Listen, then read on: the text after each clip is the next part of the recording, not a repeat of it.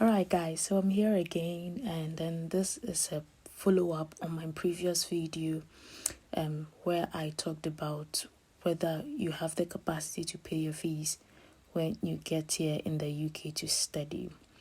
So, if you have not watched the video, maybe just go to my previous video and watch it, and then just ask yourself if you have the capacity to pay your fees. Now, for this particular video, I am going to give you some tips on what to do when you come to the UK in order to pay your fees.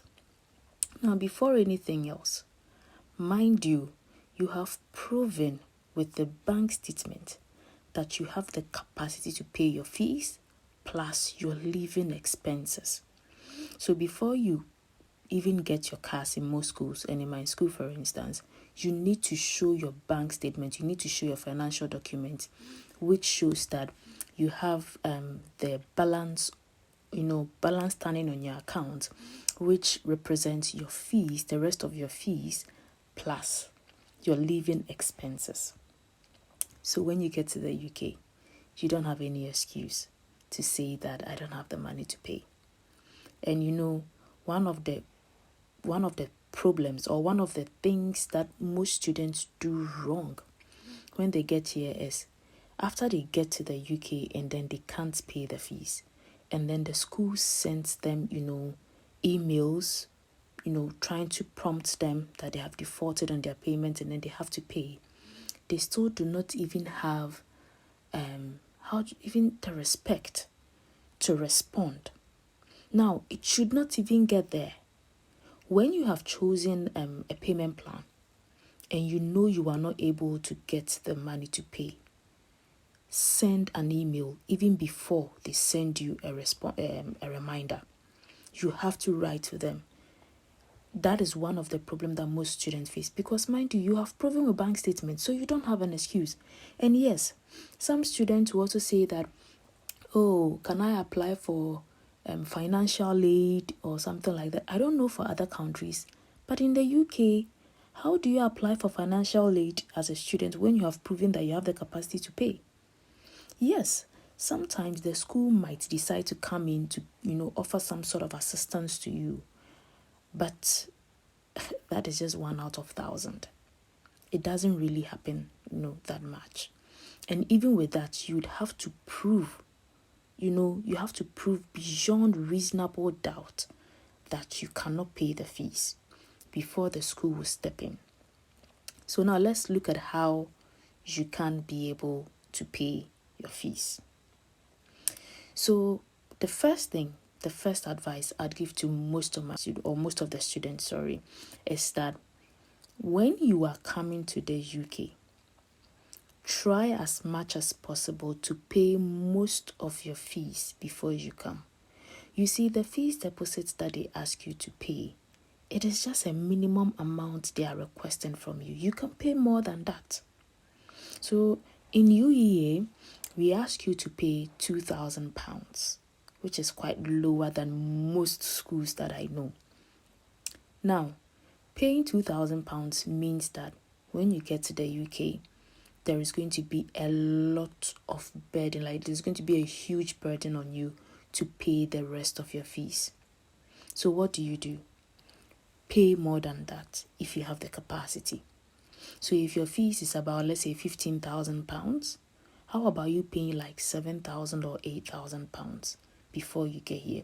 Now, when you get here, the balance standing on your account or on your fees is something that at least you can maneuver your way to pay. But if the fees is so much, how do you intend to pay that huge sum of money? About £13,000, £10,000, £11,000. How do you expect to pay that huge amount of money? So as much as possible, pay most of your fees before you come here, so that the burden of paying fees, is reduced. Now, secondly, you also have the opportunity to work full-time during vacation. So the 20-hour limit is for term time. So when school is in progress, that is where you can only work 20 hours. But during vacation, you have the opportunity to work full time during vacation. So what do? Multiple jobs. You do not sleep, work day and night. Trust me, it will still not be enough, but at least it can help you reduce, the fees. That is if the balance standing on your fees is not that much.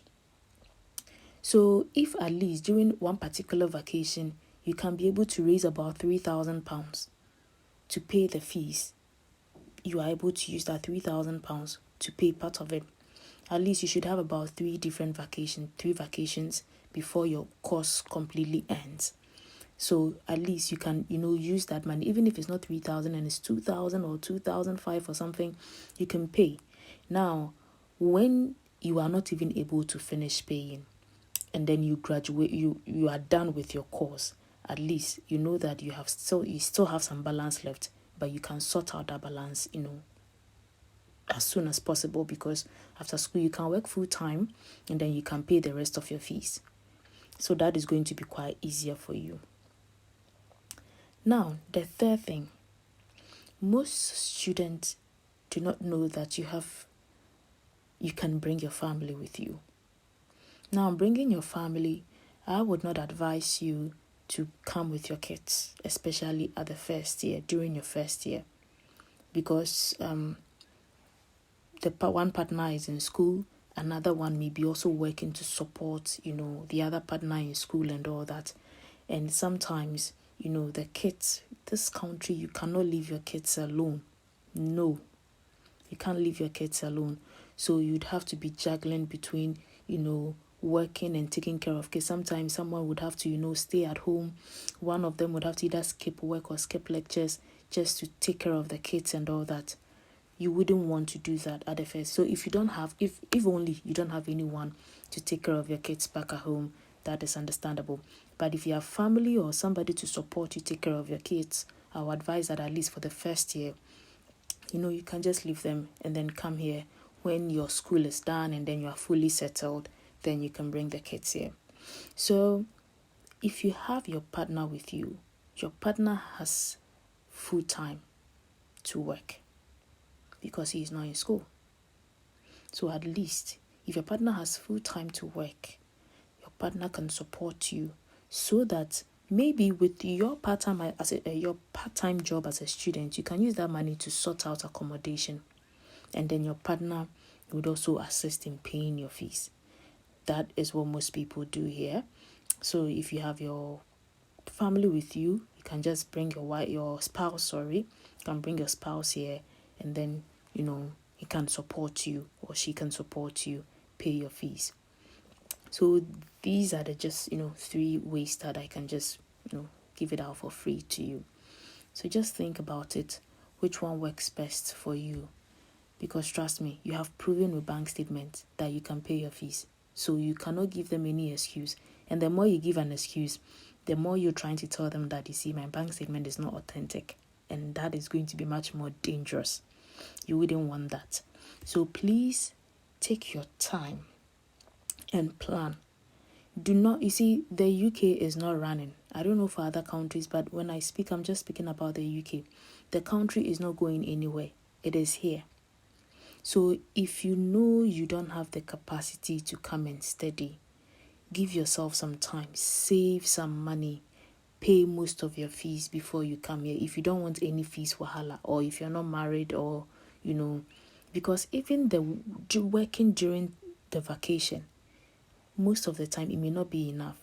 So like for instance, one of my experiences here last December, I was looking forward to working in December, looking forward to work full time, make so much money and all that. Trust me, the job that I was really, so concentrating on, thinking that I would get a full-time job during vacation, during the December, a whole lot of excuses. So then, during December, the whole of December, I don't really think that I was able to do much like I planned. So anything can happen. So just to make sure that you have some sort of a backup, or, don't come with too much pressure on you. You're also a student, and trust me, studying in the UK is not a joke. it is already a full-time job on itself for you. So if you should come here with the fees burden too, it may be so depressing for you. And most students, trust me, the fees is one of the biggest problem for most students. And I know that you wouldn't want to put yourself into that position. So please make sure that you plan, even if it's going to take you 2 years for you to sit down and save money and plan properly and come. That is right. If you're coming with scholarship, hooray, that is good. But if you're not coming with scholarship, then please ensure that you have plans to sort out your fees before you get here. So I think I've just answered your questions. If you have any other question to ask me with regards to this, you can just send me a comment. You can just, put it in the comment, and then I'm sure I'm going to respond to it. So see you another time. Bye.